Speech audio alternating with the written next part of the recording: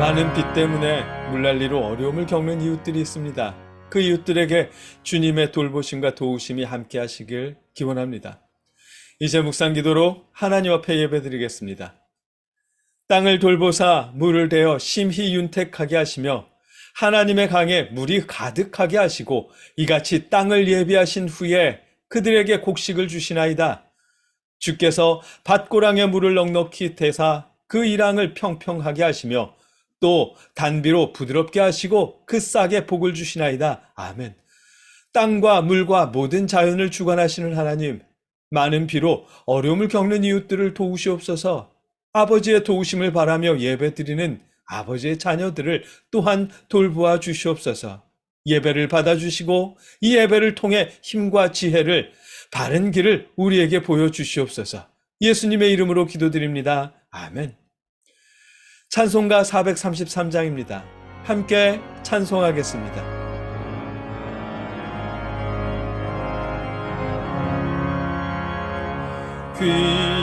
귀하신 주여 날 붙드사 주께로 날마다 더 가까이 저 하늘 나라 나 올라가 구주의 품 안에 늘 안기어 영생의 복 받기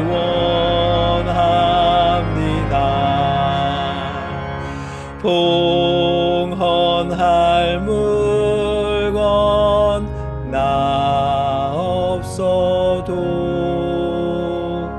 날마다 주께로 더 가까이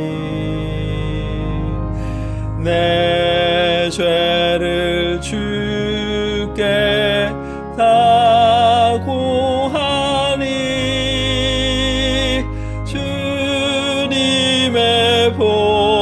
보혈로 날 씻으사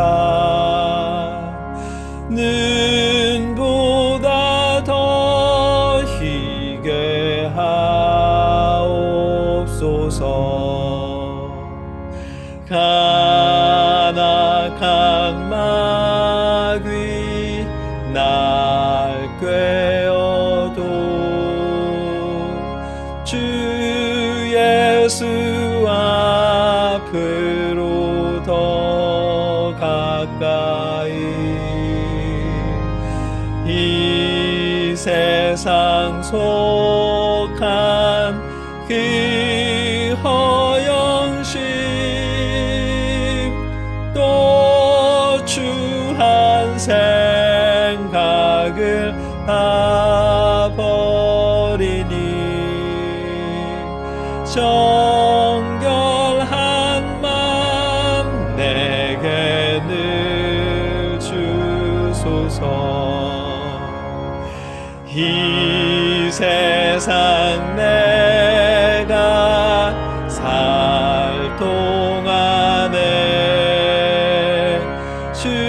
주께로 날마다 더 가까이 저 배는 천국 나 들어갈 한없는 복락을 다 얻도록 풍성하는 예를 주옵소서.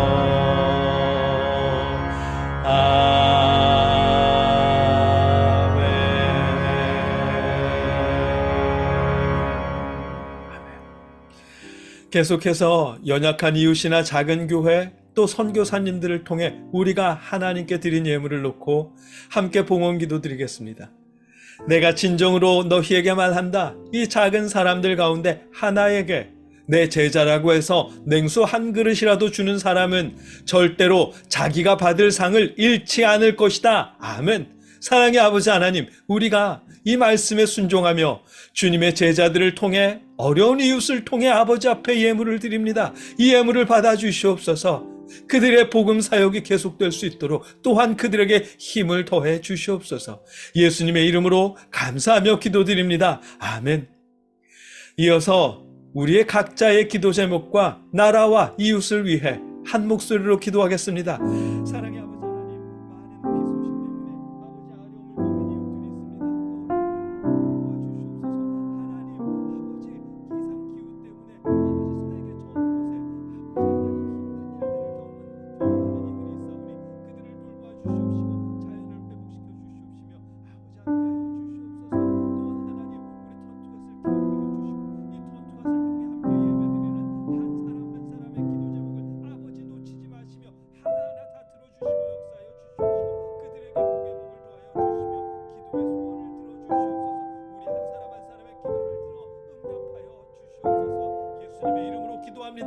아멘. 사랑의 아버지 하나님, 우리가 하나님을 의지하며 기도합니다. 우리의 기도를 들어주시옵소서. 물난리로 염려하는 주의 자녀들을 돌보시고 힘을 모아 극복할 수 있도록 우리 마음을 주관하여 주시옵소서. 몸이 아픈 이들, 마음이 아픈 이들을 치료하여 주시고 하나님께 감사하며 찬양할 수 있도록 모든 일을 회복시켜 주시옵소서. 예수님의 이름으로 기도드립니다. 아멘. 나는 전능하신 아버지 하나님 천지의 창조주를 믿습니다. 나는 그의 유일하신 아들 우리 주 예수 그리스도를 믿습니다. 그는 성령으로 잉태되어 동정녀 마리아에게 나시고 본디오 빌라도에게 고난을 받아 십자가에 못 박혀 죽으시고 장사된 지 사흘 만에 죽은 자 가운데서 다시 살아나셨으며 하늘에 오르시어 전능하신 아버지 하나님 우편에 앉아 계시다가 거기로부터 살아있는 자와 죽은 자를 심판하러 오십니다. 나는 성령을 믿으며 거룩한 공교회와 성도의 교제와 죄를 용서받는 것과 몸의 부활과 영생을 믿습니다. 아멘. 오늘 우리가 함께 나눌 하나님의 말씀은 마태복음 10장 40절로 42절까지의 말씀입니다. 오늘은 공동번역 성경으로 우리가 함께 읽겠습니다. 너희를 맞아들이는 사람은 나를 맞아들이는 사람이며 나를 맞아들이는 사람은 나를 보내신 분을 맞아들이는 사람이다. 예언자를 예언자로 맞아들이는 사람은 예언자가 받을 상을 받을 것이며 옳은 사람을 옳은 사람으로 맞아들이는 사람은 옳은 사람이 받을 상을 받을 것이다. 나는 분명히 말한다. 이 보잘것없는 사람 중 하나에게 그가 내 제자라고 하여 냉수 한 그릇이라도 주는 사람은 반드시 그 상을 받을 것이다. 아멘. 우리가 지난주에는 새번역 성경으로 본문 말씀을 읽었습니다. 그리고 오늘은 공동번역 성경으로 본문을 읽었고요. 이렇게 성경을 바꿔가면서 읽는 이유는 조금 더 본문 말씀을 쉽게 이해하기 위해서입니다. 오늘 본문 42절을 우리가 흔히 읽는 개역개정 성경은 또 누구든지 제자의 이름으로 이 작은 자 중 하나에게 냉수 한 그릇이라도 주는 자는 내가 진실로 너희에게 이르노니 그 사람이 결단코 상을 잃지 아니하리라 하시니라. 아멘. 이렇게 번역했거든요. 그러다 보니 처음 부분에 누구든지 제자의 이름으로 이 작은 자 중 하나에게 라는 이 부분이 애매해집니다. 제자의 이름, 그 제자의 이름의 제자와 작은 자 중 하나의 작은 자가 서로 다른 사람인 것처럼 읽게 되거든요. 그러니까 우리가 주님의 제자이기 때문에 주님의 제자라는 우리의 이름으로 작은 자, 곧 가난한 누군가에게 냉수를 주는 그런 행위를 하는 것처럼 이해하게 됩니다. 그러나 사실은 제자와 작은 자네가 서로 다른 사람이 아니라 같은 사람입니다. 제자가 곧 작은 자입니다. 공동번역 성경이 그 부분을 명확하게 번역했고요. 나는 분명히 말한다. 이 보잘것없는 사람 중 하나에게 그가 내 제자라고 하여 아멘. 이렇게 번역했잖아요. 개정 성경에서 작은 자 중 하나라고 번역한 그 사람이 공동번역에서 보잘것없는 사람이고 그가 내 제자라고 하여 즉 예수님의 제자가 되는 것입니다. 예수님은 예수님의 제자, 즉 말씀을 전하는 그 사람을 그가 누구든지 예수님의 제자라는 이유로 냉수라도 대접하면 그렇게 대접한 사람은 예수님의 상을 받게 될 것이라고 약속하신 것입니다. 예수님께서 이렇게 말씀하시는 이유를 우리가 본문을 통해 이해할 수 있거든요. 예수님 시대에 예수님도 그러셨고 바울도 그랬고 다른 제자들도 마찬가지로 그랬습니다. 마을마다 돌아다니시며 말씀을 전했습니다.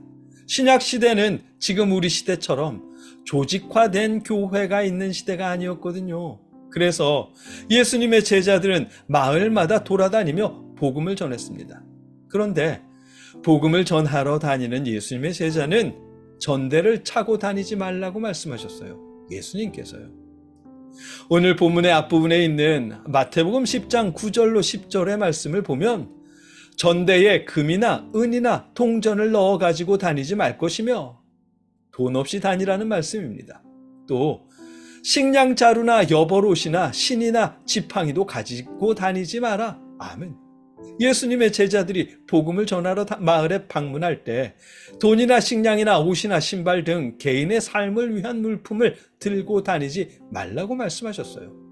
복음에서 한눈을 팔게 되기 때문일 것입니다. 복음을 전하러 다니는 사람의 전대가 점점 비어가는 것을 느끼면 그때부터는 복음이 아니라 비어가는 전대에 신경이 쓰일 거 아니에요. 그러니 복음에만 집중하라고.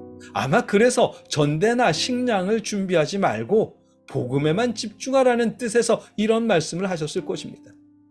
그러면 복음을 전하는 예수님의 제자들은 전대도 없이 식량도 없이 복음을 전하러 다니는데 어떻게 먹고 살아요? 그래서 그 해결책으로 마태복음 10장 11절에 어떤 도시나 마을에 들어가든지 먼저 그 고장에서 마땅한 사람을 찾아내어 거기에서 떠날 때까지 그 집에 머물러 있어라. 그 집에 들어갈 때에는 평화를 빕니다 하고 인사하여라. 아멘.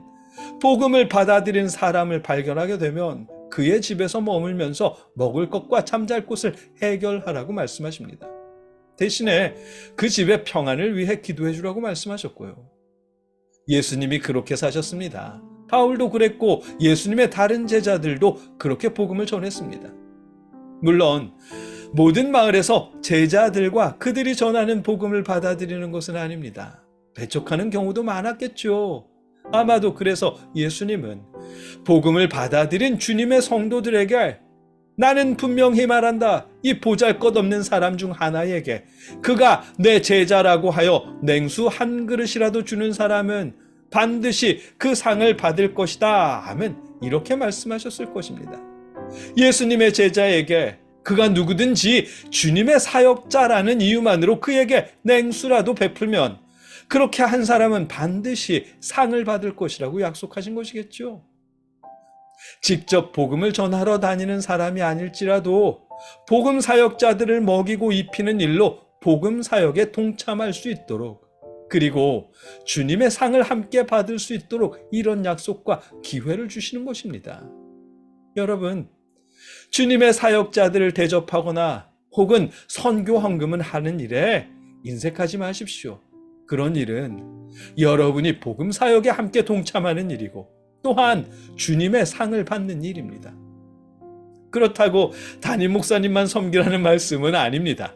여러분의 교회의 부교역자들이나 혹은 부교역자로 사역하다가 교회를 떠나 새롭게 개척하는 목사님도 그분이 주님의 복음 사역을 계속할 수 있도록 섬기라는 말씀입니다.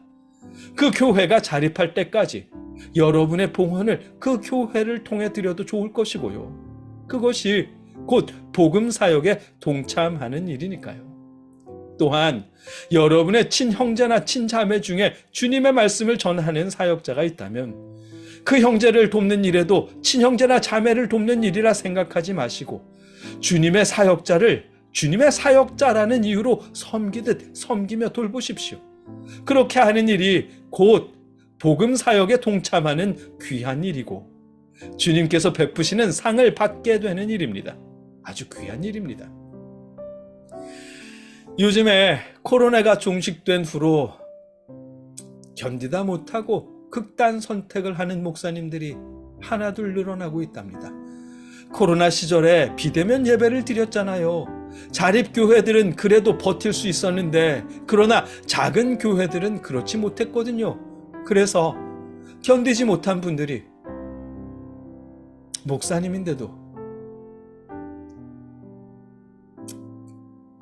계시답니다. 혹시나 극단 선택하는 거 죄 아닌가? 목사님이 그래도 되나? 이런 생각은 하지 마십시오. 그런 건 하나님이 판단하실 문제지 우리의 역할은 아닙니다. 우리의 역할은 오늘 본문 말씀에서 주님이 말씀하신 대로 주님의 제자들이, 주님의 성도들이 그런 선택으로 내몰리지 않도록 말씀으로, 기도로, 또 실제적 도움으로 돌보는 일입니다. 그들이 가족이 없다거나 지인이 없어서 극단 선택을 하는 것 아니잖아요. 더 이상 짐이 되고 싶지 않아서. 그래서겠죠. 1년에서 2년, 길면 3년 정도 선교 헌금하다가 언제까지 내가 언니 뒷바라지를 해야 해? 라는 식으로 선교 헌금을 중단하거나, 혹은 내가 헌금하는 것으로 충분하니까 자립할 생각 안 하고 부흥할 생각 안 하는 거지. 이제 그만할 테니까 자립을 위해, 부흥을 위해 신경 좀 써라 하면서 중단하니까 더 이상 도움을 요청하지 못하고 마침내는 그러는 거겠죠. 제가 미국 플로리다에서 부교역자로 있다가 아틀란타로 옮겼을 때 한 10년쯤 전의 일입니다. 한 청년이 제게 질문했습니다. 윤해나라는 청년인데 고마운 친구죠. 그 청년이 자신의 11조를 저에게 한 번인가 보내고 이렇게 질문했습니다. 목사님, 11조는 반드시 출석하는 교회에만 드려야 하나요? 라고 질문했습니다. 저는 그렇다고 대답했습니다. 그럼요. 말씀을 전해주시는 목사님, 그 목사님을 통해서 하나님께 드려야 하는 겁니다. 그러니까 출석하는 교회를 통해 드려야 합니다. 라고 대답했습니다. 그래서 그 청년은 저에게 11조를 보내는 일을 중단했습니다. 저는 그 청년이 한 번인가 보내주었던 11조로 노트북을 구입했고, 그때 구입한 노트북으로 10년 동안 말씀을 준비하는 일에 사용했습니다. 그리고 그 노트북으로 우리 턴투갓을 시작할 수 있었고요. 제가 그 청년에게 대답했던 말씀을 전해주시는 목사님을 통해 11조를 드려야 한다는 대답은, 가르침을 받는 자는 말씀을 가르치는 자와 모든 좋은 것을 함께하라. 아멘. 갈라디아서 6장 6절의 이 말씀 때문이었습니다. 그런데 갈라디아서의 이 말씀은 사실은 오늘 본문 말씀 때문에 하신 말씀입니다. 갈라디아 교인들이 갈라디아 교회에서 복음을 전하는 사역자들을 먹이지도 입히지도 않았거든요. 그래서 바울은 예수님의 가르침으로 갈라디아 교회에 하신 말씀입니다. 출석교회를 통해서만 11조를 드려야 한다는 절대적인 명령과는 아무 관계없는 말씀이에요. 여러분 가운데 가까운 사람 중에 주님의 말씀을 전하는 주님의 가난한 제자가 있다면, 그가 친혈육이더라도 혈육을 돕는 일이라 생각지 마시고 주님의 사역자를 섬긴다는 마음으로, 복음 사역에 동참한다는 마음으로 돌보십시오. 출석하는 교회에 11조를 드리고 선교 헌금을 하느라 형제 자매를 도울 여력이 없다면, 개척교회 하시는 목사님을 도울 여력이 없다면, 여러분의 교회가 자립한 교회라는 전제하에 교회에 드릴 11조를 친형제 자매의 교회나 부목사님이 개척한 교회로 돌리십시오. 그렇게 복음 사역에 동참하십시오. 여러분이 그렇게 하시면 장담컨대 나는 분명히 말한다. 이 보잘것없는 사람 중 하나에게 그가 내 제자라고 하여 냉수 한 그릇이라도 주는 사람은 반드시 그 상을 받을 것이다 라고 약속하신 이 약속이 여러분에게 성취될 것입니다. 물론 여러분이 출석하는 교회에서 장로님이나 권사님이 되실 수는 없을지도 모르겠고요. 하지만 주님이 약속하신 상은 이 땅에서건 혹은 하나님 앞에 갔을 때이건 여러분이 반드시 받게 될 것입니다. 왜냐하면 예수님이 약속하신 일이기 때문입니다. 여러분이 출석하는 우리 교회를 사랑하는 일은 정말 귀한 일입니다. 그러나 주님의 복음 사역자들이 계속해서 복음을 전할 수 있도록 주님의 제자들을 돌보는 일은 더욱더 귀한 일입니다. 왜냐하면 여러분이 직접 전하지 못하는 주님의 복음이 그분들을 통해 계속해서 전해질 수 있도록 여러분도 복음 사역에 함께 동참하는 일이기 때문입니다. 그리고 무엇보다 예수님이 기뻐하시고 칭찬하시며 여러분에게 상을 베푸실 일이기 때문입니다. 나는 분명히 말한다. 이 보잘것없는 사람 중 하나에게 그가 내 제자라고 하여 냉수 한 그릇이라도 주는 사람은 반드시 그 상을 받을 것이다. 아멘. 여러분 모두가 주님께서 오늘 본문을 통해 약속하신 이 상을 받을 수 있기를 주님의 이름으로 축복합니다. 함께 기도하겠습니다. 사랑의 아버지 하나님, 주님의 제자라면 그가 친인척이든 누구이든 주님의 제자라는 이유만 생각하며 우리가 섬길 수 있도록 우리 마음을 주장하여 주시옵소서. 그렇게 우리가 복음 사역에 동참할 수 있도록 결단의 마음을 주시고 주님께 상을 받을 수 있도록 하여 주시옵소서. 예수님의 이름으로 기도드립니다. 아멘.